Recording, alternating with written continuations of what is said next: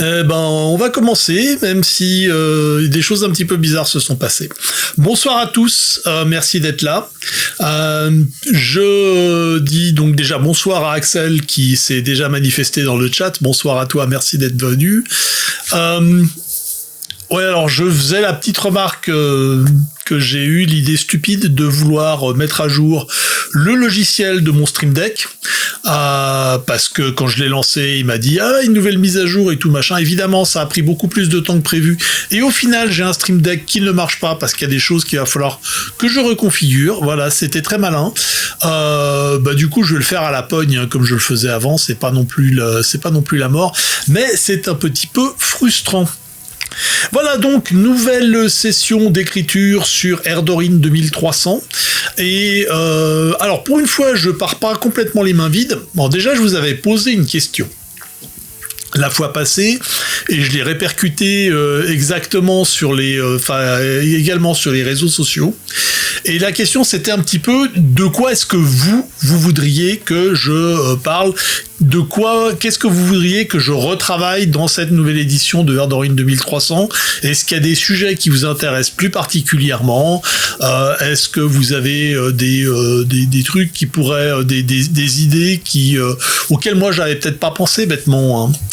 Et on n'est pas mardi, mais oui, effectivement, c'est un peu mardi comme ce genre de blague. Mais c'est entièrement ma faute. En fait, c'est d'autant plus ma faute que j'avais déjà fait la mise à jour du logiciel. Et puis, je pense que je l'ai pas finalisée. Et du coup, elle était toujours en suspens. Et puis, quand j'ai relancé le bidule, elle est revenue. Ce sont des choses qui arrivent, les aléas du direct, tout ça. Mais donc, pour en revenir à cette question, je m'attendais à avoir un nombre de réponses entre 0 et 20, mais probablement beaucoup plus proche de 0. Et au final, j'ai eu plus que 0, ce qui est déjà une bonne nouvelle. J'en ai eu 3, dont une qui était un petit peu hors sujet, mais sur laquelle je vais revenir assez rapidement parce que je pense que c'est aussi assez intéressant. Ça permettra aussi d'attendre que les autres, que d'éventuels autres spectateurs viennent. Et cette question, c'est pas vraiment une question, c'était quelqu'un qui disait moi en fait j'aimais bien tes vidéos courtes, Erdorin l'air de rien. Alors là encore, si vous n'avez pas suivi un petit peu l'émission au tout début, en fait, quand j'ai commencé à faire le live stream, c'était un petit peu en remplacement de ces émissions, de ces courtes vidéos de 5-10 minutes à tout casser, dans lequel j'expliquais un petit peu face caméra mon processus de recréation. Baptiste Pichon, salut à toi. Il me semble que tu étais là la semaine passée, hein, si je ne me trompe pas. Si c'est pas le cas, bienvenue dans l'émission. Et si c'est le cas, bienvenue quand même aussi, parce que voilà, on va pas non plus réserver nos bienvenus simplement aux gens qui débarquent pour la première fois ou même pour la deuxième. Hein, après tout le monde est le bienvenu ici. Et Monsieur Choco également. Bonsoir à toi. Donc, ce que je disais, c'est que avant de faire les live streams, j'avais donc ces vidéos face caméra dans lesquelles j'expliquais un petit peu mon processus de création, mon processus, les idées que j'avais pour la nouvelle édition de Tigre Volant / Erdorin 2300. Et je voulais faire ça régulièrement, je n'y suis pas arrivé, de la même manière que je ne suis pas arrivé à réécrire régulièrement. Et du coup, en me fixant cette idée de faire des live streams d'abord toutes les semaines, ensuite toutes les 2 semaines, ça me permettait de me pousser à faire des choses sur le jeu. Et effectivement, du coup, j'ai arrêté de faire ces vidéos courtes, et c'est peut-être quelque chose qu'il faudrait que je reprenne. Au passage, bonsoir Victor, merci d'être là. On a plein de monde ce soir, c'est cool. Et donc je pense que et puis je vois qu'il y a Imaginos qui vient de m'envoyer un petit message un petit message pour me dire qu'il est là aussi. Alors il y a eu un plantage Twitch, ça je l'ai pas vu. Bon, PeerTube fonctionne, c'est curieux. Alors bon bah j'espère que ça ira pour lui. Donc visiblement il arrive quand même à voir le truc. Donc salut à toi ami Imaginos. complice de très longue date, également blogueur, également fan de métal, également rôliste des temps paléolithiques. Quand on fait encore nos feuilles de personnages sur des tablettes d'argile, ce genre de choses. Et donc, je pense que je vais essayer de refaire ces vidéos courtes, au titre Erdorin, l'air de rien, pour essayer un petit peu de synthétiser les différentes idées qui pop pendant ces live streams. Et donc ça, c'était la première suggestion que j'avais reçue, qui était donc un petit peu hors sujet par rapport à ce que je demandais réellement, mais je pense que la suggestion vaut la peine d'être discutée, ou en tout cas d'être considérée, et effectivement, faudra que je fasse en sorte de refaire des vidéos, probablement pas un rythme soutenu, probablement pas une par mois, mais peut-être une par trimestre, histoire de poser un petit peu les choses. Donc ça, c'était le premier point. La deuxième, en fait, il y a eu deux réponses, mais la deuxième a été comme la première. Et la première, c'était Alicia, habituée de cette chaîne. Je ne sais pas si elle sera là ce soir. Axel, est-ce que tu sais si Alicia a prévu de passer un petit peu plus tard, ou est-ce qu'elle est encore au boulot, ou je sais qu'il me semble qu'elle finit tard les jeudis, si j'ai bien compris. Donc ça risque d'être un peu compliqué pour elle. Mais Alicia avait dit, grosso modo, plus d'historique parce que j'aime bien le lore,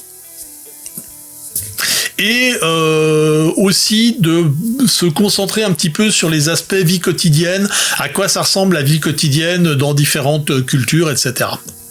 Elle geek sur un jeu. Ah ok. Après, c'est pas obligé qu'elle vienne. Si elle veut venir, c'est cool. Sinon tant pis.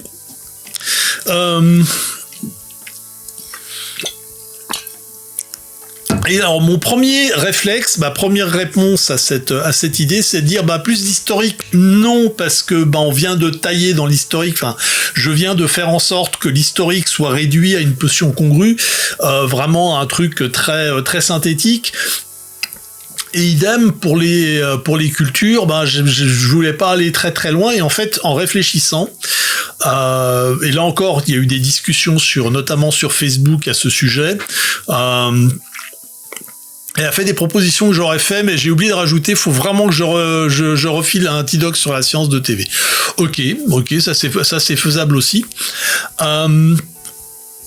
L'historique, alors là non, je pense, en tout cas pas dans l'absolu. Alors ce qu'il faut voir quand même, ce qui est peut-être aussi ce que pas mal de gens semblent oublier au passage, parce que la discussion a été un petit peu dérivée là-dessus. Là, je suis en train d'écrire le livre de base, et dans le livre de base, je veux rester sur un côté très synthétique. Et Vincent Mathieu qui est là aussi. Bonsoir à toi, Vincent Mathieu, Monsieur Katz, l'auteur de Katz la Mascarade, entre autres choses. Ça fait très plaisir de te voir sur ce live. Merci à toi d'être passé. Donc l'idée, c'est quand même d'avoir un livre de base qui va avoir des éléments très synthétiques. L'idée, c'est vraiment de faire en sorte de ne pas avoir cette espèce d'énorme pavé de 320 pages avec des quantités d'informations absolument indécentes. L'idée, c'est d'avoir un truc plus facilement digestible. Et donc pour ça, le gros historique, je comprends l'intérêt du lore, je suis aussi comme toi, c'est quelque chose qui m'amuse beaucoup. Je suis historien de formation, j'aime bien raconter des histoires, donc oui, l'historique c'est quelque chose qui me plaît bien, mais dans le cadre de ce livre de base, je pense que la réponse est non. On reviendra peut-être sur des éléments historiques, et encore, en fait, les éléments historiques, ils ne sont intéressants que s'ils amènent quelque chose immédiatement utilisable pour les joueurs. Donc, typiquement, si on fait, pour donner un truc au hasard, si je faisais une campagne avec des archéologues qui recherchent des preuves de l'existence des Eldar sur Terre avant les glaciations, et qui tombent sur un secret inavouable, sur l'ancienne cité, l'ancienne cité de Mintirat, qui était censée être la cité des seigneurs noirs, tout ça, voilà. Là, effectivement, il y a un intérêt de redévelopper l'historique de toute cette histoire légendaires de la Terre, d'Erdorin, d'avant le départ des Eldar et des Atlani. Là, oui, il y a un intérêt de développer ça, mais je pense que si on se focus sur des événements un petit peu terre à terre qui se déroulent en 2300, on n'a pas besoin de savoir tout ça. C'est pas impossible de l'avoir quelque part, mais je pense que c'est de trop dans le livre de base. Soit tu tapes un pavé monstre sur l'histoire, car c'est un monstre de ce côté-là, croyez-moi, et tu noies le lecteur, soit tu fais ce que j'ai dû faire pour Lost et Singularité, dit Axel, et j'attends la suite.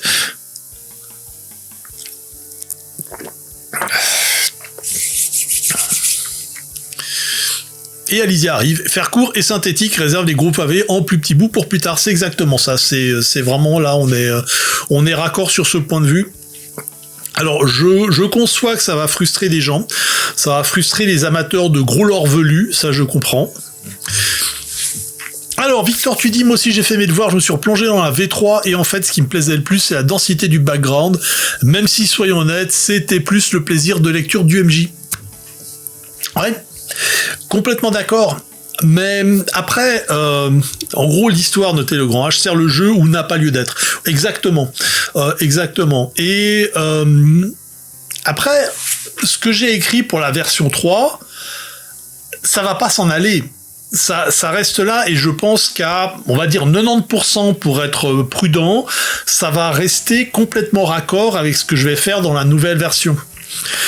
Et comme c'est disponible sous licence Creative Commons, rien n'empêche quelqu'un qui a vraiment envie de se taper des murs de texte d'aller chercher la version Creative Commons de Tigre Volant 3e édition et de se taper la lecture de l'historique. Ce qu'il aura est parfaitement raccord avec, enfin quasi parfaitement raccord avec ce qu'il y aura dans la nouvelle édition.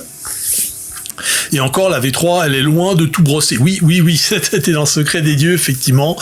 Au sens littéral du terme, c'est très exact. J'en fais partie de l'or, j'adore. Mais après, il y a du contenu à supplément qui aborde les sujets. Alors moi, ça me va. Alors justement, ça, c'est une question qui est intéressante. Est-ce qu'il y aura des suppléments qui abordent le sujet ? Et je pense que là, ça risque d'être un petit peu compliqué. Parce que à moins de faire justement des campagnes qui tournent autour, bon, pour donner un nom au hasard, de choses qui sont passées pendant l'Arlorian Tour, je vois pas trop l'intérêt de mettre ça. Alors il pourrait y avoir là encore des trucs en petits bouts là, genre tu parles si tu parles d'une planète, si tu arrives sur une planète dans la Fédération des États de la Frontière, et puis que tu veux rajouter un petit peu d'historique en disant comment est-ce qu'elle est arrivée là, quand est-ce qu'elle a été fondée, comment est-ce qu'elle est passée de main en main, etc. Là, ça peut avoir un intérêt. Mais là encore, il faut, je pense, rester très synthétique. En fait, pour être très précis, il faut vraiment que j'apprenne à me concentrer sur ce qui est surtout immédiatement utile aux joueurs au sens large, un meneur de jeu. T'as l'idée d'un supplément Erdorin avant l'exil ? Oui, on en avait parlé. Hein, ça pourrait être une sorte de version Medfan plus ou moins steampunkoïde de Tigre Volant. Ça pourrait être rigolo. Sinon, tu peux investir dans le concept de l'encyclopédia Erdorinia du tome 1 à 26 et proposer à la vente via Amazon. Alors, là-dedans, il y a un mot qui me déplaît souverainement, c'est Amazon. J'ai déjà trop de trucs à moi qui sont sur Amazon et j'ai pas envie d'y rajouter des choses. Non, si tu veux vraiment faire le truc, la vente, tu la proposes au porte-à-porte. Ou alors tu mets des publicités dans les magazines télé. Ça marche aussi. En fait, non, ça marche pas, mais tu vois ce que je veux dire. Si tu veux vraiment être dans le thème, quoi. Je dois avoir encore quelque part tout l'univers. C'est clair, même système de jeu, mais Science High Fantasy TV, on a déjà une bonne base. Alors, je suis même pas sûr que ça soit vraiment de la High Fantasy d'une certaine façon. Mais voilà, là on va commencer à rentrer dans des trucs assez rigolos et enfin grosso modo l'univers d'Erdorin avant l'exil, c'est la Terre du Milieu, mais avec les éléments que Tolkien n'a pas voulu dire. Mais il y a des choses intéressantes à faire. Voilà. Après, le deuxième élément que avait mentionné Alicia, c'était la question des détails de vie quotidienne. Et ça m'a fait me poser une question. Alors, l'histoire de TV se déploie au fil des suppléments, la colonisation Eldarine, ça va faire son supplément sur Ardania et son université. Oui, ça peut être aussi un truc intéressant. Le Ardania High School dont on avait parlé, qui sera un supplément sur l'université, sur l'école universelle d'Ardania, parce que maintenant je n'utilise plus le terme université pour les trucs Eldarine, j'ai préféré prendre le thème école universelle, qui est peut-être un peu moins connoté terrien, qui est bien évidemment une traduction du terme Eldarine, qui doit avoir à peu près 4 sous-entendus sexuels. Et là, ça m'a fait, donc, pour en revenir à la question d'Alicia d'intégrer des éléments de vie quotidienne dans les cultures, je vais vous montrer, parce que là, j'ai quand même un peu bossé là-dessus. Ça m'a fait me poser une question sur les carnets de civilisation. On avait commencé à bosser dessus il y a très très longtemps. Et en fait, j'avais commencé à faire une réécriture, je me suis aperçu qu'il y avait plein de trucs qui allaient pas. Mais fondamentalement, je pense qu'il y a moyen de sabrer une grande quantité de ce qu'il y a dans les carnets de civilisation et de les intégrer dans les descriptions des différentes cultures. Axel, tu dis, t'as un clavier de la motivation et je vais devoir assumer. Ok, fire away. Hein, Après, je te garantis pas que ce que tu vas écrire va se terminer, va finir dans le jeu, mais je suis intéressé. Hein, je ne dis pas non. Je ne dis clairement pas non. Touk, il faut que je passe Touk écriture, c'est là, ouais, pouf, donc tout va bien. J'ai même la nouvelle colorimétrie de la caméra qui va un peu piquer, mais enfin voilà, on fait avec. Enfin, en fait, il y a un truc que je m'étais aperçu, alors vous allez voir, je fais hop, transition caméra 2, bloom. Oui, c'est un peu turbo saturé, mais en fait, je me suis aperçu d'un truc tout con.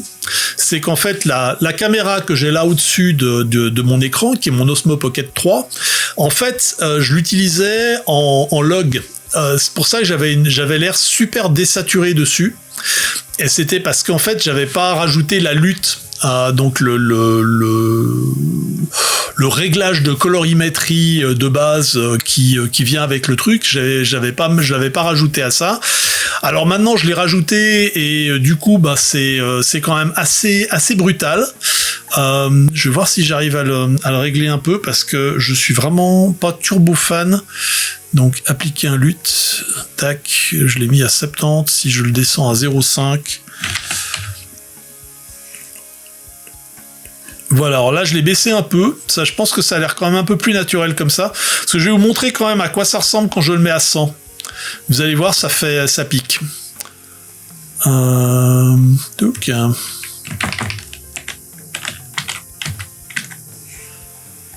voilà, ça c'est à 100. Aïe.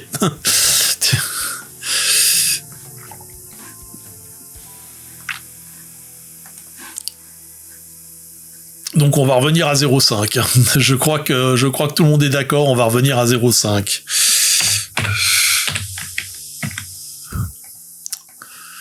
Bon, tac, ouais, c'est mieux comme ça. Hein. Hop, fermé. Tu vois quasi aucune différence. Ah bah c'est rigolo ça. Ah oui, quand même. Hein, c'est. Alors, là, j'ai raté un truc. Vincent, tu disais, as-tu pensé à faire un survol des cultures galactiques et proposer une plongée dans chacune d'entre elles via un scénario découverte, vu le principe de la découverte ludique via l'exploration? Alors oui, et là, en fait, je reviens peut-être à un élément dont on n'avait pas, que tu n'étais pas là, ou enfin, je sais pas si t'as vu les replays des live streams. Je t'en voudrais pas si tu ne l'as pas fait, parce qu'il y devrait quand même y avoir quelque chose comme 20 heures de replay, donc c'est quand même assez massif. Mais l'idée de base dans la nouvelle version de Tigre Volant, donc dans Eldarine 2300, c'est d'avoir un livre de base très synthétique, raisonnablement court, avec des nouvelles mécaniques de jeu, et surtout d'avoir des suppléments qui vont approfondir les contextes. Et proposer des scénarios là-dedans. Donc par exemple, le premier que j'ai en tête, c'est d'avoir un univers de jeu qui serait dans la Fédération des États de la Frontière, où tu vas explorer le mercenariat, la piraterie, le commerce, les trois ensemble, avec un petit vaisseau tout pourri, un petit peu à la Firefly. Et oui, on y dit beaucoup de conneries, surtout moi, c'est principalement moi qui parle, mais effectivement, il y a quand même pas mal de trucs qui sortent. C'est assez rigolo, moi j'aime bien, mais c'est pas forcément c'est quand même pas forcément l'exercice le plus visuel pour un live stream. Donc je comprends tout à fait qu'on soit pas trop là-dedans. Mais du coup, l'idée, voilà, c'est ça, ça rejoint un petit peu ce que tu dis. Après, tu revendiques ta participation, mais tu peux revendiquer. Alors, je vais pas mettre entre toi une revendication. Je suis pas totalement suicidaire non plus. Déjà que je fais du vélo.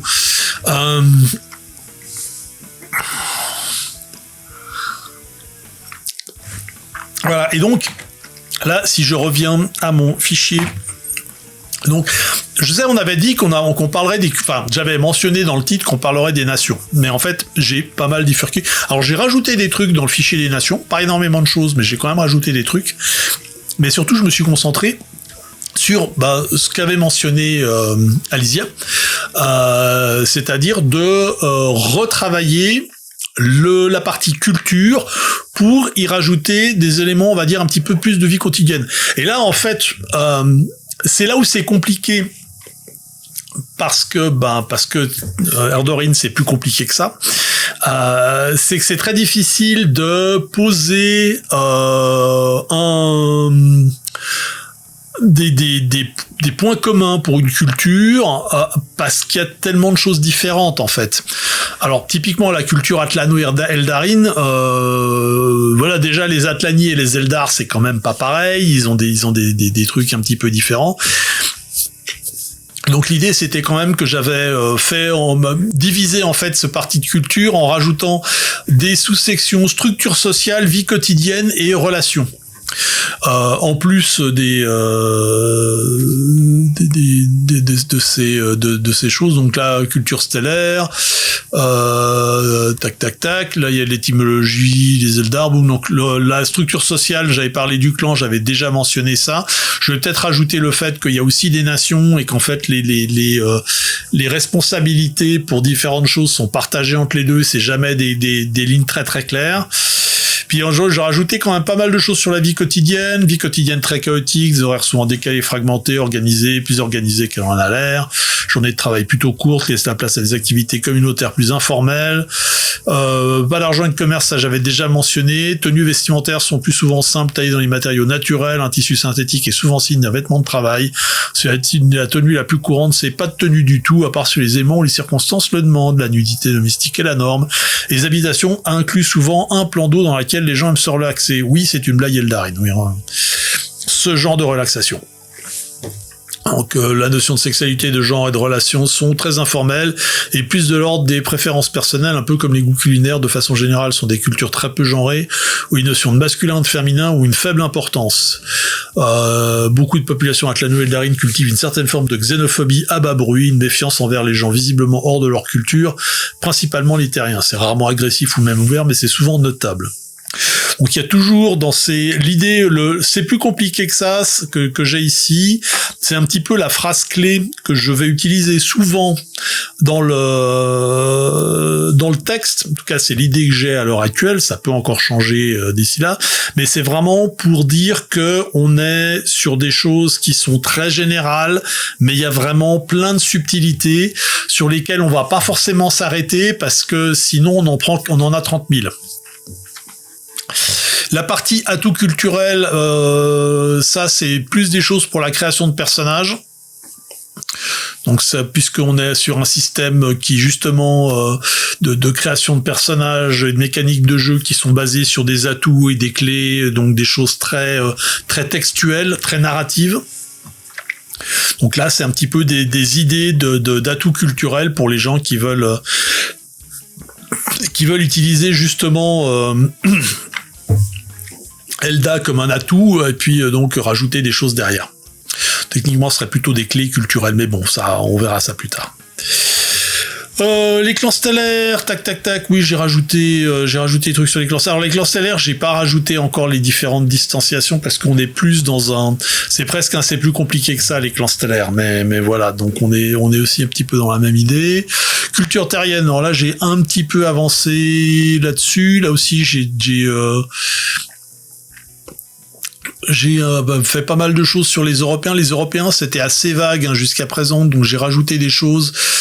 Alors le souci, c'est que on a assez rapidement, par exemple, typiquement pour les terriens, qui ont des structures étatiques très fortes, contrairement aux peuples stellaires qui ont des choses beaucoup plus vagues, on a souvent le problème de collision entre des éléments qui devraient être dans le chapitre culturel et les éléments qui devraient être dans le chapitre plutôt de la description de la nation. Mais bon, il va falloir vivre avec ça parce que de toute façon, ça va toujours un petit peu s'entremêler. Donc pour les structures sociales, si divers États qui forment la Confédération européenne ont des formes de gouvernement très différentes, la grande partie est basée sur la démocratie participative et l'économie de marché. Il existe un filet de sécurité sociale pour éviter que des gens tombent dans la dèche, mais il n'est pas toujours très efficace et en dépendre est mal vu.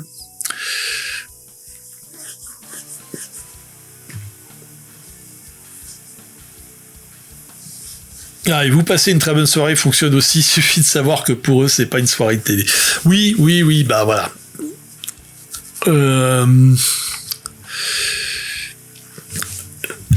Toc toc, la religion, surtout l'église catholique écuménique, a longtemps été un ciment pour la population. Alors, y compris, c'est pas a compris, c'est y compris. Tapez un peu vite là. Dans l'implémentation du filet précité, la ferveur religieuse depuis nettement retombée, mais elle a encore un impact conscient ou non sur la culture européenne. Populations européennes sont plus souvent urbaines ou périurbaines, ils vivent le plus souvent, alors là j'ai encore le plus souvent, sont principalement périurbaines ou périurbaines et vivent le plus souvent dans une forme ou une autre d'habitat collectif. Les maisons individuelles n'ont pas complètement disparu mais sont devenues rares et sont souvent de construction ancienne. Elles sont imbriquées dans un réseau dense de normes, de lois et de coutumes qui peut parfois être abscons pour le visiteur mal renseigné. Sur Terre, le soleil est rarement présent plus que quelques semaines par an. Ça a un impact sur les cultures vivrières qui ont des rendements bien plus faibles qu'au XXe siècle. En conséquence, une part non négligeable de l'alimentation vient d'aliments reconstitués à base d'algues ou de champignons cultivés industriellement. Et là, il y aurait probablement assez plus compliqué que ça à rajouter.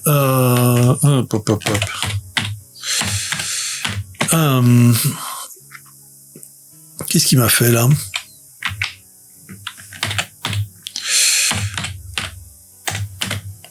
Ah oui, quand même, ça, tu m'as fait peur là. Non, c'est un niveau 4. Là, il faudrait rajouter les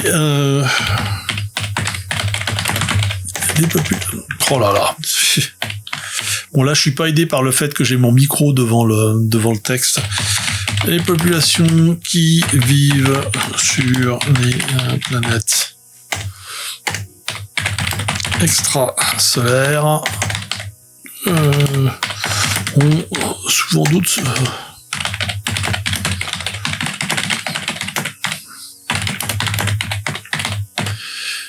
hop, donc tac. Voilà, je vais juste marquer ça pour le...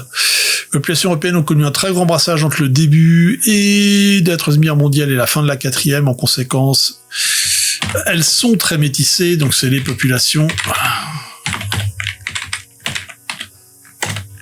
et le racisme a presque disparu, d'autant qu'il est très lié à l'ennemi, à savoir la Fédération des Hautes-Terres. Ouais, ça c'est un petit peu le truc, c'est que typiquement, la nation terrienne qui a vraiment une politique raciale agressive, c'est la Fédération des Hautes-Terres. Donc c'est pas forcément quelque chose, même si l'inimitié entre là, ça c'est peut-être un truc que je rajouterais dans les relations, mais ça c'est plus au niveau géopolitique.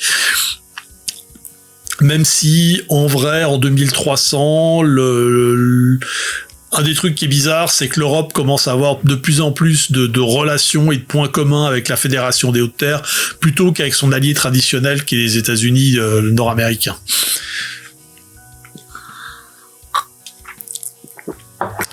Les normes sociales servent de marqueurs sociaux, allant parfois jusqu'à l'exclusion. Famille duo-parentale hétérosexuelle n'est plus vraiment la norme, mais c'est encore la forme majoritaire, suivant les régions, la seule socialement acceptable, même si d'autres formes sont légalement reconnues. Les peuples non-terriens sont vus avec méfiance et curiosité. C'est plus compliqué. Ah bah oui, c'est plus compliqué que ça. Je l'avais, il s'était rattaché à la phrase d'avant, c'est un peu bête, hein. Voilà. Je vais rajouter aussi ça. À l'est de l'Europe, c'est plutôt la culture soviète qui domine. Je mentionne ça parce qu'il y a un paragraphe plus tard sur la culture soviète. L'Amérique du Nord. Alors bon, l'Amérique du Nord, c'est là où je rentre un petit peu où je m'aperçois qu'il y a des avantages et des inconvénients à séparer les trucs. Alors, tu disais principalement parce que les Highlanders ont sans doute plus aucune velléité de conquérir la Terre, puis le soft power c'est plus compliqué et plus lent, mais ça marche. Alors oui, c'est vrai, Axel. Alors si tu fais la remarque sur le fait que les Européens se rapprochent de la Fédération des Hautes-Terres, mais il y a aussi une raison bêtement géographique. C'est qu'ils ont une frontière commune et même une très grande frontière commune avec la Fédération des Hautes-Terres. Alors que avec les États-Unis nord-américains, ils ont un putain d'océan de 5000 bornes. C'est pas la même chose. Caricature et ça. Ah oui, mais ça c'est un petit peu le problème. Alors on est de toute façon forcé de rentrer dans la catégorie, dans la caricature, puisqu'on fait quelque chose de synthétique. Donc quelque part c'est sans aller jusqu'à dire que c'est de la caricature, il y a quand même beaucoup de grosses simplifications. Et ça, je pense que c'est quelque chose qu'il va falloir que j'explique en intro quelque part dans le bouquin. Quand j'expliquerai le c'est plus compliqué que ça, parce que justement je suis un petit peu obligé pour faire synthétique, faut parfois caricaturer, même si c'est pas une bonne idée. Enfin, finalement il y a des choses qui peuvent rentrer dans la catégorie caricature. Après, c'est vrai que on pourrait dire que l'univers d'Erdorin est un univers un chouïa satirique. Donc il y a un trait qui est un peu forcé, notamment pour des choses comme les États-Unis. Ce qui était amusant il y a 20 ans va plutôt risquer de nous palmer face à la réalité des US vue de l'Europe actuellement. Oui, encore que les choses sont quand même très différentes. Et ça, je le mentionne justement plus tard. Donc l'Amérique du Nord est à la fois très proche de l'Europe, culturellement aussi très éloignée d'une grande partie de la population nord-américaine et d'origine européenne. Ensuite, c'est aussi un espace géopolitique divisé en plusieurs entités qui ont leur propre identité culturelle. En fait, elle fait également référence à un passé glorieux. Sauf que dans le cas des Américains, il s'agit d'une forme de roman national en grande partie fantasmé sur la base du milieu du XXe siècle, en gros entre les Deuxième et Troisième Guerre mondiale, appelée aussi époque pré-atomique. Cette culture repose sur une vision très positive du rêve américain, fait de méritocratie, consumérisme, ainsi qu'à culte des armes. Le fait que l'Amérique du Nord ait été physiquement coupée du reste du monde pendant presque un siècle, en gros de la fin du XXe au début du XXe, a aussi un impact très fort sur les particularismes culturels américains. Et ça, c'est une énorme différence dans l'univers d'Erdorin. Il y a déjà le fait qu'on a une troisième guerre mondiale qui se déroule à la fin du XXe siècle et qui, grosso modo, fait un gros trou de 30 à 60 ans au niveau de l'évolution du monde, avec pas mal de bouleversements. Et là, pour l'Amérique du Nord, on a vraiment je veux dire, depuis la fin de la guerre froide, on vit quand même depuis la fin de la Deuxième Guerre mondiale, on va dire, on vit quand même sous une sorte de Pax Americana avec énormément de soft power, des cultures qui sont quand même très influencées par ce qui se passe aux États-Unis. Mais dans l'univers d'Erdorin, ça s'arrête net en 1990, peut-être quelques années encore après, en tout cas clairement à la fin 1992, début 1993, et ensuite on a presque un siècle pendant lesquels les États-Unis n'existent quasiment pas, ou sous une forme très bizarre dans le sud de l'Amérique, dans l'Amérique du Sud. Et ça, je pense que c'est assez clairement une différence. Depuis les différences, c'est très bien, ça te permet de t'éloigner de la comparaison avec les USA réels.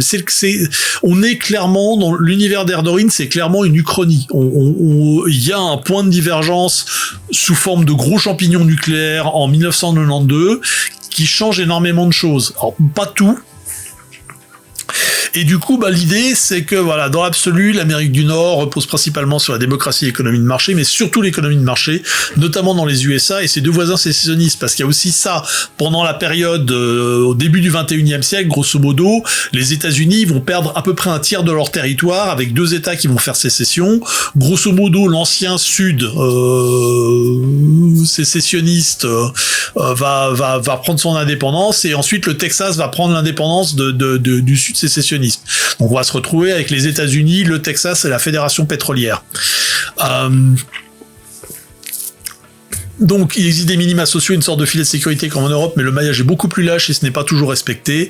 Le CAPMES doit assez régulièrement rappeler à l'ordre les nations américaines sur ces points. La population nord-américaine est principalement urbaine, un peu périurbaine et très peu rurale. Ça, c'est aussi un truc qui a changé, c'est que les États-Unis, pendant la Troisième Guerre mondiale, on se bat sur le territoire américain. Il y a des troupes chinoises qui envahissent jusqu'à Denver, Colorado, quand même. C'est à peu près un bon quart, sinon un tiers des États-Unis, toute la partie ouest qui est sous domination chinoise pendant plusieurs années, avec des conflits, avec des tirs nucléaires. Enfin bref, c'est vraiment un bordel sans nom. Et du coup, alors bon, j'admets que c'est pas forcément super réaliste parce que c'est quand même des choses qui sont très très inspirées de l'univers de Star Wars. On en parlait récemment pour quelque chose de beaucoup plus débile, à savoir les règles de dispersion de grenades. Mais enfin, c'est Star Wars, l'univers du jeu de Star Wars, qui n'est pas seulement un jeu de plateau dans lequel on va bouger des pions avec des voitures et faire pam pam boum boum sur les gens. Il y a quand même tout un lore qui a été construit autour de ce jeu, qui est quand même assez impressionnant, et ça a été une des grosses inspirations pour les États-Unis de l'univers d'Erdorine. Alors, j'ai conscience que des fois, ça donne il y a des rapiessages qui sont un peu frankensteiniens dans le machin, mais bon, je trouve ça, personnellement, je trouve ça assez amusant. Ça fait partie des trucs où on force le trait. C'est d'imaginer, des États-Unis qui sont encore plus désertifiés que maintenant, où on a vraiment sur toute une partie, on va dire, entre les Appalaches et les montagnes rocheuses, peut-être un peu moins, on va dire, entre le Mississippi et les montagnes rocheuses, c'est des espèces de badlands avec des villes abandonnées, des bandits, peut-être des scorpions mutants, on sait pas. Mais voilà, donc il y a aussi ce côté-là, et du coup les populations se sont vraiment concentrées sur des axes de circulation qui sont des axes majeurs. La plupart du temps c'est des autoroutes, il y a assez peu de trains. Tant que l'univers de TV est cohérent avec lui-même, c'est plus important à mon sens. Oui, après, c'est clair qu'il y a des fois, il y a des explications, ça explique pourquoi j'ai de moins en moins de cheveux, c'est parce que c'est tiré par les cheveux, le truc, c'est, voilà. Il y a des trucs un petit peu tordus, qu'il faut pas trop regarder sous le nez, il y a il y a des fois, il y a la suspension d'incrédulité qui tient plus de la pendaison simultanée, quand même. Et la population est principalement les parties du territoire sont laissées à l'abandon, donne une communication majeure. La religion a encore un fort impact sur une grande partie de la population. Beaucoup d'Américains vivent dans un logement dont ils sont propriétaires, même si c'est une bicoque dont les murs sont à peine plus solides que du carton mouillé. Une part non négligeable de la population vit dans des habitations mobiles ou théoriquement mobiles, et même si cette propriété est une fierté personnelle, ils gardent un esprit communautaire assez fort, souvent autour d'un lieu de culte. Caractéristique marquante des tenues vestimentaires américaines, c'est qu'elles sont souvent conçues pour offrir un certain degré de protection contre les armes à feu. Même les traditionnels costumes cravates des employés de bureau sont blindés, ce qui se comprend quand on note qu'un peu tout le monde a en tout temps au moins une arme de poing apparente. La nourriture est rarement d'origine naturelle, ce sont des produits recomposés à base de champignons ou d'algues, mais où beaucoup d'efforts ont été apportés pour que ça ait l'air naturel. Il est fort probable qu'un Américain qui a connu pendant 30 ans les barbecues du week-end n'ait en fait jamais vraiment mangé de viande d'origine animale. Ou alors c'est qu'il est riche. Voilà, là, je vais juste finir ça. L'Amérique a longtemps été une terre de migration, mais ça, c'était avant la Troisième Guerre mondiale. En 2300, elle attire beaucoup moins les foules, elle le prend assez mal, même si pas mal d'experts notent qu'il y a probablement là une relation de cause à effet. Les étrangers sont souvent mal vus, à part dans les grandes métropoles où ils sont le plus souvent ignorés. Plus qu'ailleurs sur Terre, la famille traditionnelle est ici la norme. Les expressions à cette norme, bien que légales, sont tolérées plus qu'acceptées. Là, je vais me tourner vers Alicia. Ma question, c'est est-ce que ça correspond à ce que tu avais en tête ?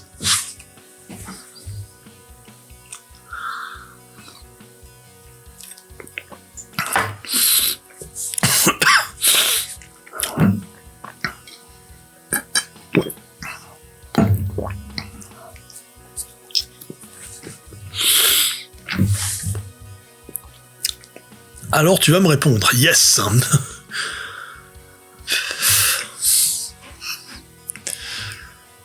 Est-ce que tu pensais que t'allais t'en tirer comme ça? Non, faut que tu me répondes.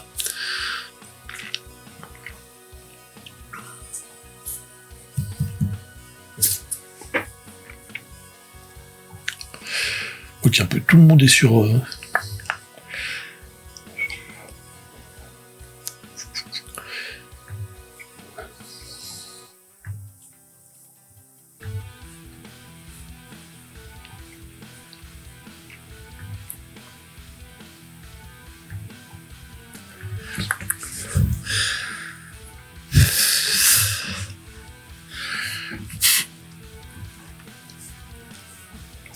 Je trouve que les sacro-saints cow-boys ricains reconvertis en éleveurs d'algues pour barbecue synthétique, ça me vend du rêve. Ouais, alors effectivement, expliqué comme ça, oui, mais avec des flingues, plus de flingues, j'entends. Encore plus des gros, encore plus gros, j'entends.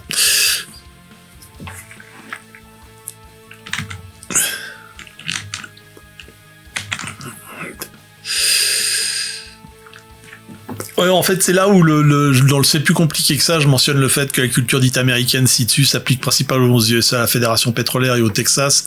Même si ces trois nations sont distinctes, elles ont gardé une culture commune. Le Texas a peut-être un état plus social et la Fédération pétrolière est dominée par une version évangélique du catholicisme. Oui, ça fait un petit peu chelou, le catholicisme évangélique. Le Canada et le Québec sont beaucoup plus proches de l'Europe dans le domaine des mœurs et de la sécurité sociale, et la République socialiste centra-américaine, comme son indique, est plus proche d'une culture soviète, mais avec moins de toques en fourrure et de grands manteaux. Parce que voilà, si tu te balades avec des grands manteaux au Guatemala, tu vas tout de suite comprendre ton problème. Encore qu'en montagne, ça peut se discuter. Axel qui dit « Moi, ça m'inspire ». Question de formation ? Attention, c'est une référence de vieux.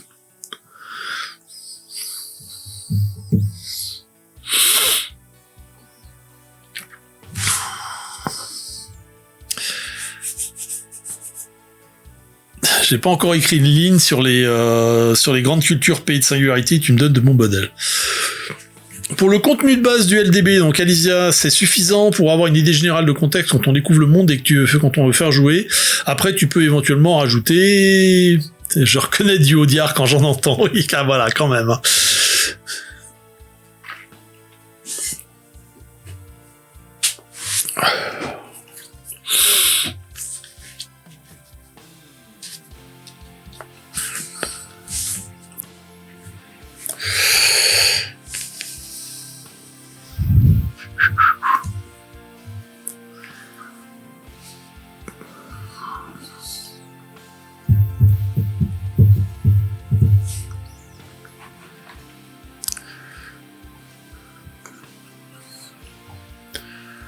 Voilà, là, je suis un petit peu, avec les États-Unis, on arrive un petit peu au bout de ce que j'avais commencé à écrire. Entre toi et Thierry, j'ai pas pu échapper à Audiard et j'en suis joie, oui. Après, un truc qui est rigolo, j'ai regardé un petit peu 2-3 trucs sur l'histoire d'Audiard et à première vue, une grande partie des citations qu'on lui attribue ne sont pas de lui. Il les a honteusement pompées à un de ses potes qui avait visiblement un don particulier pour les dialogues percutants.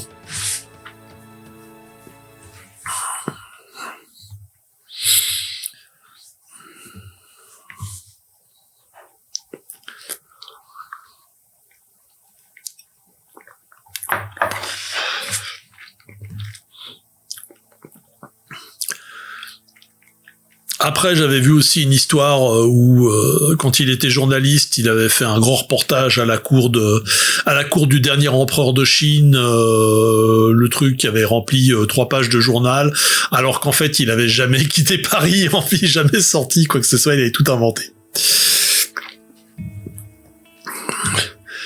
Alors, Alicia, tu dis, les éléments de la culture accessoire et typique de civilisation qui serait un marqueur, par exemple, musique spéciale, croyances particulières ou autre. Oui, ça, alors, faudrait que je rajoute ça, c'est une bonne idée, c'est une bonne marque. Se poser dans un bistrot et écouter les discussions des pochetons, prendre des notes. Oui, ça m'étonne pas non plus. Ça, c'est pas le premier, ça n'a pas été le dernier non plus à le faire. Les brefs de comptoir sont là pour nous le rappeler. Oui, alors Alicia, très bonne remarque. Effectivement, ça faudra que j'y pense. c'est marrant parce que ça rejoint un petit peu quelque chose que disait Mathias, où il parlait du fait que si on a des cultures qui sont très traditionnelles, on va typiquement avoir des choses qui sont ultra codifiées, choses qui sont assez marrantes parce que ça rejoint un petit peu un bouquin que j'avais lu l'année passée qui s'appelait Banding Together et qui était une étude sociologique sur la manière dont les différents courants musicaux évoluaient et qui disait qu'il y avait un grosso modo t'avais le truc avant-garde, ensuite tu passais à la scène locale, ensuite tu passais à la musique industrielle, et à la fin, t'avais un courant pour institutionnaliser les choses. Et que souvent, la plupart des genres musicaux avaient tendance à suivre ce schéma, mais il y avait quelques exceptions. Mais effectivement, typiquement, on pourrait imaginer quand t'as une société qui est très traditionnelle, qui est très portée sur un roman national, tu vas avoir des gens qui considèrent Bruce Springsteen comme étant un grand compositeur du XXe siècle, et du coup, tu vas avoir des groupes qui vont jouer du Bruce Springsteen, un petit peu comme on a des formations classiques qui jouent du Mozart ou du Bach. Ça pourrait être assez marrant de voir ce genre de choses aussi, d'imaginer les critiques musicaux qui disent ce grand chef d'orchestre a repris Born in the USA mais en y rajoutant des fioritures qui n'étaient pas dans la version originale, c'est absolument un scandale, et puis d'autres qui disent non c'est avant-gardiste, c'était assez marrant. Alors,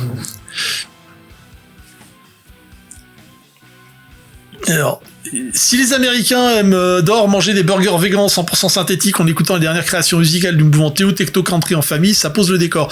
Alors c'est plus compliqué parce que je pense justement ils vont écouter de la country, mais ils vont écouter la même country que 300 ans avant, avec peut-être des petites variations où t'as des gens qui vont se battre sur le fait que oui non mais là il a utilisé du banjo plutôt que de la mandoline, c'est n'importe quoi. Alors, je pense qu'il faut conserver le lien de l'ouvrage avec la musique, que ce soit avec des courts extraits de paroles de chansons comme dans la V3, peut-être aussi une playlist Air Dorine. Alors, le truc dans la V3, il y avait des extraits, il y avait des trucs de paroles. Alors, il y en avait beaucoup plus dans les premières éditions. Et en fait, j'en suis revenu parce que pour moi, c'était des choses qui faisaient sens à l'époque où j'avais écrit ça, parce que c'était ce que j'écoutais. Et énormément des éléments d'Air Dorine, en fait pas énormément, mais il y a quand même une bonne partie des éléments de l'univers de Tigre Volant, donc Air Dorine avant, qui ont été inspirés par des choses que j'écoutais à l'époque, par du Saga, par du Eja, par du Marillion, par d'autres groupes encore plus improbables. J'ai jamais entendu parler de Q5, maintenant vous savez. Et oui, je suis pas certain d'avoir envie de le refaire dans cette édition. Mais conserver le lien avec la musique, je comprends ce que tu veux dire par là.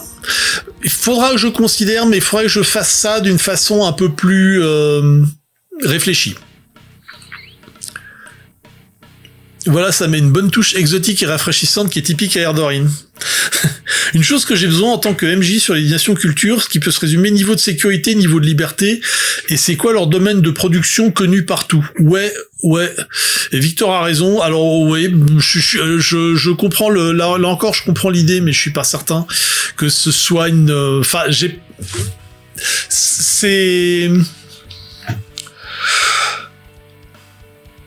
pour moi, c'est un peu cringe parce que, comme je disais, ça faisait du sens quand j'écrivais la première version de Tigre Volant, grosso modo entre 1988 et 1992, grosso modo.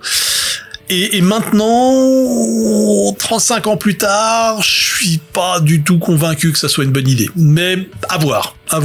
Je suis pas fermé à l'idée, mais je pense qu'il faudra le faire de façon un peu plus subtile. En vrai, j'adorerais avoir les moyens de me payer la licence pour avoir une compilation Air Dorine avec des grands groupes, quoi. Avec des groupes que j'aime, c'est même pas forcément des grands groupes. Alors, touk. Un lien avec la musique, garde ton idée de Bruce Springsteen. Oh oui, par exemple, la très sainte église de David Bowie s'est implantée dans l'hémisphère nord au siècle dernier. Oui, alors bon, après, David Bowie, c'est plutôt Angleterre. Mais typiquement, Elvis Presley est l'objet d'un culte. La légende veut que la première chose que les ambassadeurs américains aient demandé aux extraterrestres, quand ils les ont rencontrés, c'est de leur rendre Elvis.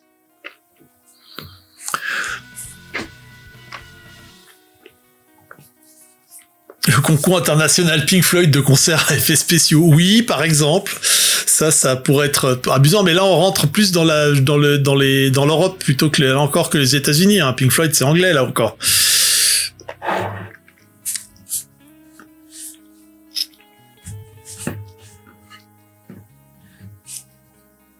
Mais oui, je veux dire, le grand concours international de vitesse de batterie dans l'auditorium Neil Peart de Toronto, par exemple, oui, ça pourrait être rigolo. Et je t'ai fait hurler de rire. Ok. Je sais pas pourquoi, mais ok. Ah oui, pour les extraterrestres qui demandent le retour d'Elvis, oui, voilà. Mais c'était pire que ça, parce qu'avec Mathias, on avait imaginé un truc, c'est un petit peu de son idée, le culte d'Elvis, et il avait imaginé des trucs encore pires, parce qu'en fait, tu as donc Elvis, c'est le King, t'avais le King of Pop qui était Michael Jackson. Savoir que je crois que la fille de Michael Jackson, non, Michael Jackson avait épousé la fille d'Elvis Presley, donc t'avais toute une dynastie, et t'avais même un prince, mais dont le nom a été effacé et remplacé par un symbole bizarre, on sait pas exactement pourquoi, probablement pour une querelle dynastique.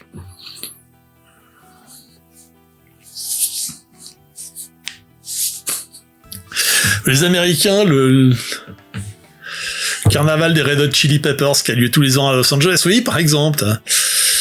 Toute version autorisée. Le concours annuel d'hymne national me paraît parfaitement has-been, donc parfait. Et puis ça pourrait tout à fait être un truc genre le concours national et puis le vainqueur joue au Super Bowl, tu vois. C'est un truc à ce niveau-là. Mais le Super Bowl, du coup, c'est le Super Fight Bowl parce que c'est grosso modo, ils ont changé les règles du football américain pour inclure du combat rapproché.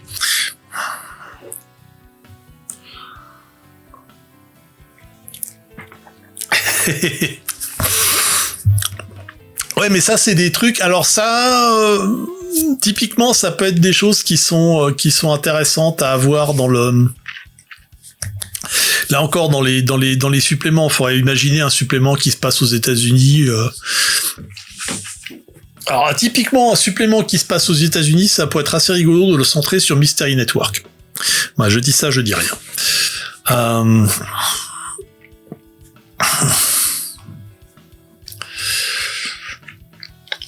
Et ce concept pour toutes les nations terriennes stellaires, oui, alors là encore, il y a un problème, il y a un problème, il n'y a pas vraiment un problème, mais disons que c'est des choses qui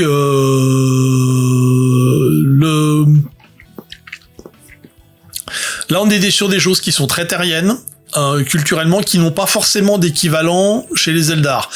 Chez les Eldar, la notion de musique est très très différente. Typiquement, la musique terrienne, c'est quelque chose que pour la plupart d'entre eux, ils n'aiment pas. Ou en tout cas, c'est pas du tout traditionnel. Et du coup, il y a un petit peu la querelle des anciens et des modernes, puisque grosso modo, les Eldar les plus traditionnalistes trouvent que c'est du bruit. L'idée en fait, leur problème, c'est l'idée de faire de la musique où les instruments jouent des trucs différents. Parce que si tu penses un petit peu à comment fonctionne le rock, typiquement, tu vas avoir différentes mélodies qui vont se superposer pour former des harmonies et des trucs et des machins, mais les instruments jouent pas forcément la même mélodie. Chez les Eldar, c'est insupportable, sauf pour les jeunes générations qui trouvent ça super cool. Principalement parce que les anciens détestent, hein, soyons clairs. Ça change pas beaucoup d'une culture à l'autre, d'une certaine manière. Mais du coup, imaginez un truc l'équivalent des musiques traditionnelles eldarines, c'est un petit peu différent, d'autant qu'en plus les Eldar ont vraiment pas le même rapport à l'art qu'ont les Terriens. Il y a pas du tout ce côté art grand public, les chansons qu'on écoute à la radio parce qu'il y a pas de radio, ou en tout cas il y a pas ce genre de truc. Alors, le soulèvement américain, le seul événement américain annulé, le public... Je pense que tu veux dire le seul événement américain annuel où le public n'est pas autorisé à être armé, il y a eu des débordements. Oui, ce n'est pas forcément que musical. Oui, je comprends tout à fait, mais voilà. C'est un petit peu je pense qu'il va y avoir des trucs à mettre en place sur la façon dont les environnements. Je peux comprendre ce que tu veux dire. Il va falloir que j'y réfléchisse parce que c'est pas forcément idéal. Alors, Axel, ce que tu disais à propos des niveaux de sécurité, niveau de liberté et domaine de production, ça sera plutôt dans les nations, je pense. Et ça peut, par exemple, être un exemple d'un truc qui va se retrouver dans les stat blocks. Je crois que je peux... Est-ce que je l'ai ici Ouvrir récent nation. Tac. Alors, je sais pas si... Oui, ça va apparaître là. Bim. Alors, une nation terrienne, voilà. Alors, j'ai un petit peu bossé depuis la dernière fois, mais ce que j'ai fait principalement, c'est que j'ai rajouté les stat blocks dans que j'ai piqué en fait dans les anciennes versions. Donc, il faudra probablement que je retravaille ça un petit peu. Mais effectivement, ça peut être des éléments à rajouter. Faut que je garde ça à l'esprit, que des éléments à rajouter dans le truc. Oui, ça permet de donner des infos faciles sans devoir rentrer dans de la rédaction. Ouais, ça peut même être des... Alors, je suis pas trop fan des scores, parce que j'en suis un petit peu sorti avec les mécaniques de jeu, donc je suis pas certain que ça soit une très bonne idée de poser là-dessus, mais effectivement, on peut... après, c'est un truc qui peut être intégré assez facilement dans le texte aussi, hein. Bien. Alors,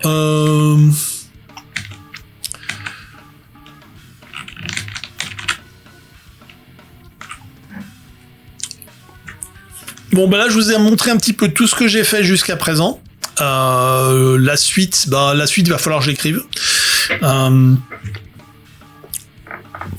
Si vous avez... Alors, je pense aussi à un truc qu'il va falloir que je revoie assez clairement. Je sais pas si j'y ai accès ici. Ouvrir récent civilisation, s'il est là. Vu qu'il y avait les soviets à l'écran, il va falloir que les scénaristes il faudrait voir ce que les scénaristes de For All Mankind proposent avec une URSS qui n'a pas explosé en plein vol en 1989. Déjà, si tu veux, For All Mankind dans l'univers d'Erdorine, il n'existe pas. Parce que en 2015, déjà en plus si c'est une série américaine, ils avaient autre chose à faire. Et je pense que c'est assez clairement des sujets qui sont pas forcément super intéressants pour les populations à l'époque, quoi. C'est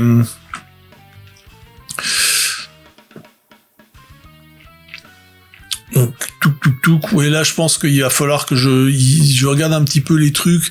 Transport, oui, il y a quand même des trucs au niveau des carnets de civilisation que je vais sans doute garder. Il y a probablement beaucoup de choses qui vont dégager, hein, parce qu'il y a des choses, alors typiquement les trucs du genre, s'imprimer de l'Uchronie, je pense qu'il veut dire s'inspirer de l'Uchronie pour ses idées. Oui, mais alors là encore, il y a un souci, c'est que en 1989, en 1992, l'URSS explose en plein vol aussi, mais littéralement, c'est-à-dire il y a quand même quelques centaines d'impacts nucléaires sur le territoire soviétique, principalement sur des cibles militaires, mais il y a quand même aussi des villes qui morflent. Donc l'URSS en elle-même, elle cesse d'exister à ce moment-là. Il y a beaucoup de pays en fait qui cessent complètement d'exister en 1992. Hein. La Grande-Bretagne cesse d'exister, la France, ça prend un poil plus de temps, mais ça cesse d'exister aussi. La Suisse, idem, l'Allemagne, pareil. Il y a guère que les pays du Sud qui vont un petit peu survivre, et encore avec des recompositions un petit peu à gauche et à droite. Les pays de l'Est, ils vont garder une certaine cohérence, ceux qui n'ont pas trop pris de bombes. Mais l'Europe en elle-même, c'est littéralement c'est chaud, quoi.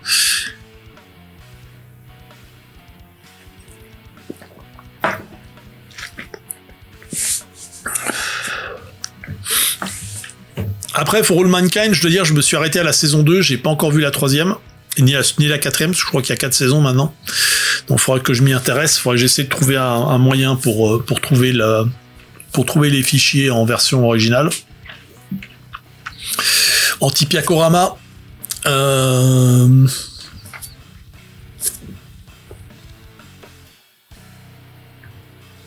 Ça y est, mon laptop qui décide qu'il veut faire une mise à jour. Non, c'est pas maintenant. Couchez le laptop. Alicia, tu dis, je vois les carnets de citation ressemblant à un carnet de voyage, comment bien voyager dans la sphère, avec tout autant d'infos techniques ou contextuelles comme une sorte de guide du routard. Non, c'est pas bête.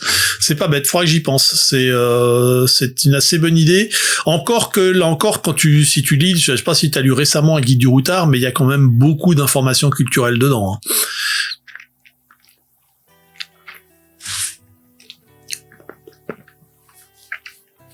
Mais je vois qu'il y a quand même un certain nombre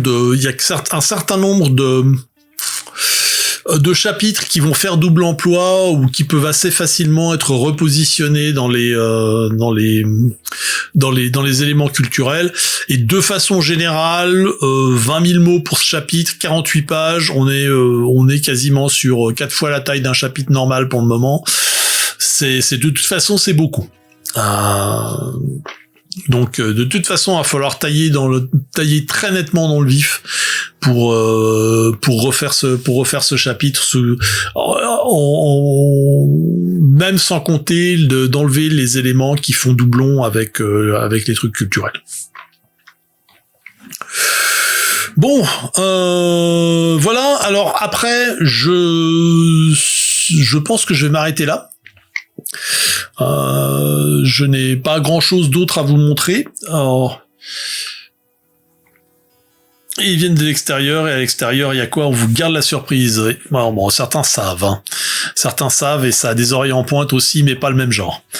Guide d'une agence de voyage galactique qui propose plusieurs destinations exotiques.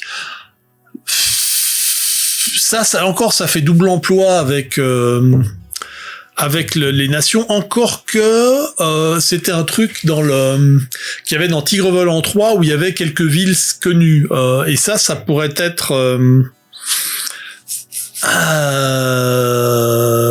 ça pourrait être une idée de rajouter dans les nations quelques cités importantes, et pourquoi c'est important.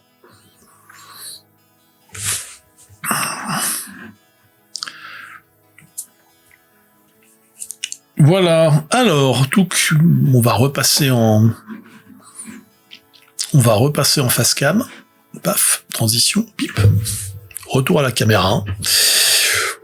Voilà. Alors, cela dit, la question que j'avais posée initialement, à savoir si vous avez des idées, des envies, des questions auxquelles vous aimeriez que je réponde, ou des sujets que vous aimeriez que j'aborde, cette question elle est toujours ouverte. C'est pas parce qu'on a répondu à une partie des questions aujourd'hui que y a pas d'autre chose à dire. Et du coup, si vous avez des idées, si vous avez 2-3 choses qui vous intéressent, n'hésitez pas à revenir là-dessus, à me laisser des messages. Alors, il y a le Discord, j'ai un Discord Radio Erdorine dans lequel on peut aussi parler d'Erdorine 2300. Je suis pas certain que ce Discord je vais le garder longtemps, vu que Discord en tant que compagnie a l'air de vouloir faire de la merde en barre. Autrement, il y a la page Facebook. Si on veut parler de merde en barre, il y a la page Facebook. C'est vrai qu'il faut penser à donner les infos importantes pour pouvoir jouer dans tel ou tel lieu dans la sphère. Après, le format peut varier selon ce qui te parle le plus. Oui, c'est clairement le concept de base du livre de base, mais c'est vraiment ce que je veux viser. Après, le souci, c'est que qu'est-ce qui s'appelle des infos importantes, c'est plus compliqué. C'est toujours difficile à déterminer. Parce que c'est clair que c'est pas en faisant un paragraphe sur Genève, par exemple, qu'on va pouvoir déterminer de à quoi ressemble vraiment la ville. Il faut quand même plus que ça. Mais l'idée, c'est de pouvoir poser des idées, de pouvoir dire, voilà, il y a quoi comme ville importante. Ça, je pensais faire aussi un truc intéressant qui était les villes abandonnées. Ce stade, faut pas chercher ce qui n'est pas de la merde, mais seulement ce qui sent le moins mauvais. Oui, effectivement, pour les différents services, on est parfaitement d'accord. Mais voilà, typiquement, je voulais parler de villes qui ont été abandonnées. Il y a notamment Las Vegas. Je repensais récemment à Las Vegas, faire de l'urbex par exemple. Oui, mais c'est aussi pour faire comprendre que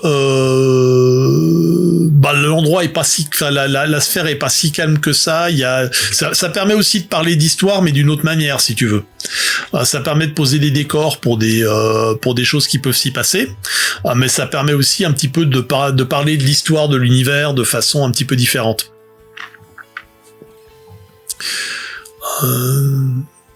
Sachant que par exemple dans l'univers d'Erdorine, le Las Vegas est une ville abandonnée depuis partiellement depuis la Troisième Guerre mondiale, qui a été ensuite reconstruite, mais la reconstruction a été abandonnée. Et en fait, j'avais été assez étonné de voir Blade Runner 2049 qui se déroulait en partie dans une Las Vegas envahie par les sables. Et je pensais que ça pouvait tout à fait ressembler à ça. En fait, en partie, il devait y avoir un petit peu cet aspect ville reprise par le désert qui était assez intéressant.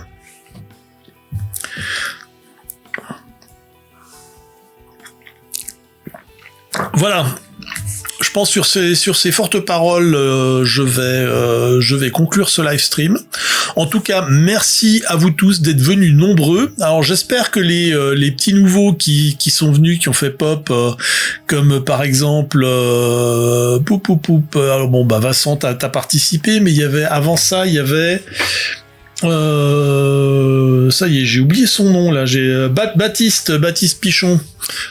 Je sais pas si t'es encore là.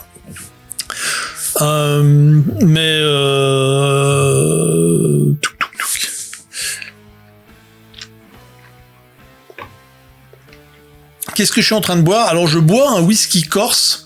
Je sais plus qui me l'a offert. Je me demande si c'est pas toi. Un whisky qui s'appelle PM. Et ça faisait un moment que je l'avais, et en fait j'avais totalement oublié qu'on me l'avait offert. Ce whisky était sur les étagères et je pensais qu'il appartenait à quelqu'un d'autre, notamment à Thibaut qui habite chez nous, et du coup j'y avais pas touché avant un petit moment, puis là je me suis dit je vais peut-être le goûter en fait.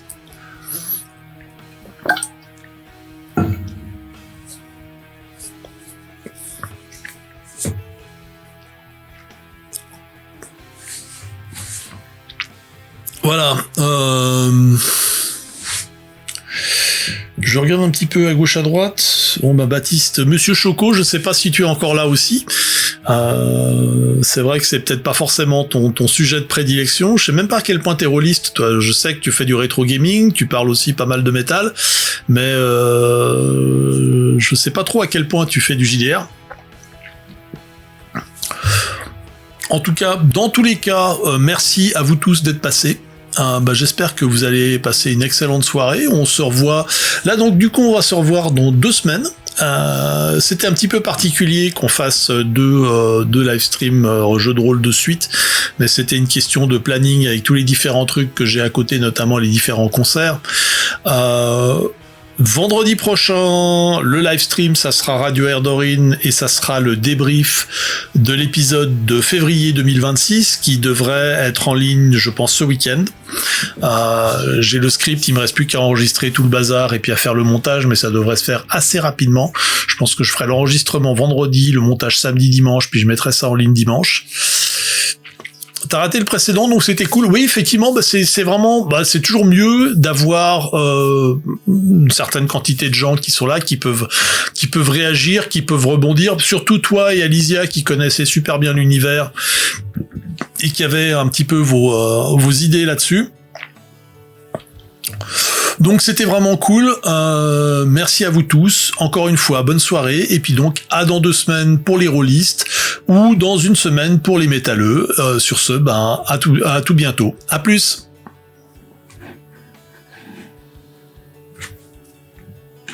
Non, là la caméra.